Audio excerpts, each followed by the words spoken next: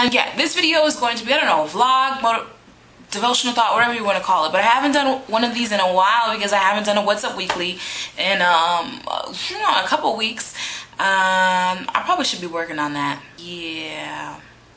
But your girl's been busy working, school, you know the drill. But I still want to come in and do this. I want to talk to you guys about haters. Haters. Guys, they're real. They exist. Like, for real. The reason why I say that is there was a point in my life that I didn't think haters existed. I thought it was a figment of people's imagination. It's just a character that people created just to rap about, to sing about, and another a creative way of being self-absorbed. That's what I thought it was. The older I get and the more, I guess, life experiences that I encounter, the more people that I've encountered and connected with, they are real. They're real. And not Santa Claus real, like real. These people exist. Not to get too deep into, anything but still, trying to allow myself to be a little bit transparent. There are people that have been placed in my life, that have walked in my life recently, and some that have just been here all along, and all of a sudden have flipped the switch. People just flip the switch on you. They're just cool, and then like Madea says, you think that they're a root, but they're actually a branch, and they still just go with the wind, just left and right. Did I quote that right?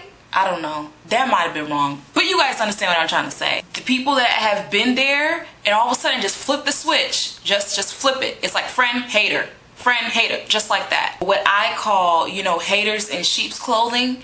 They pretend to be or have appearance of a friend or appearance of someone who's harmless, but is still manipulative, is still seeking to tear you down, isn't supportive of the ventures that you have, and isn't supportive about the positive things that you do in your life. And that's how you know.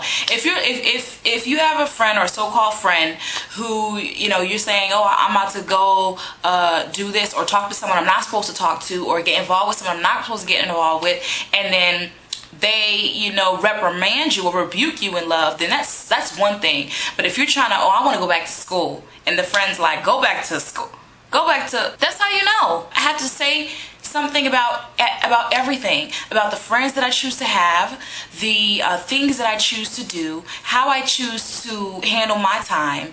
My hair. Is it your hair? Isn't it on my head? Let me tell you something, guys. There will always be something or someone that has something to say about what you do, about you. Cat Williams. I don't know if y'all watch Cat Williams. Y'all know I don't curse. I just don't. That's my conviction. But Cat curses a lot, but you cannot deny that the Negro is funny, okay? He talks about haters. And he was like, that's what their job is to do, is hate. And Kat says, figure out how you can get more by next week. That's the way I just been looking at it now, is using that negative energy and let it to empower me. Okay, that's what you think, cool. I'm just going to be that much more positive, that much more productive, despite what you have to say. Haters are there to hate. They will always be there. You will always have trials. You will always have tribulations. There will always be persecutions. Jesus himself made a lot of promises. The Bible has a whole lot of promises that we love to quote. All things work together for the good of them that love the Lord, that are called according to his purpose. All these beautiful promises, you recite, those that wait upon the Lord shall be renewed their strength, they shall mount up on wings. All those beautiful things, right? But one of the promises that Jesus also made is that there will be tribulation. There will be. That's a promise. There might be. Maybe they would for you, but not. Some people will have it. No, there will be tribulations. There will be hills. There will be mountains in your way, including haters and people. What your job is and what your responsibility now is to not let that affect you, to use that negative energy and turn it into positive. So that means that you just share with your friend that you want to go back to school, even though you've been a mom for all these years, and she has that to say to you. As soon as she says it, walks out that door, get on that computer and start looking up, online schools and online classes, or your closest community college or your closest university, and looking at different programs, praying about what it is or what direction God wants you to go in. If they don't want you hanging out with that, certain person, definitely check and evaluate. check and evaluate your friends that you have. And as at the moment you know that those are the people that God has placed in your life, be that much of a good friend to them. Use that negative energy to be a better friend. Use that negative energy to go back to school. Use that negative energy to pursue a music career, a beauty career, or use that negative energy to do what it is that God has called you to do.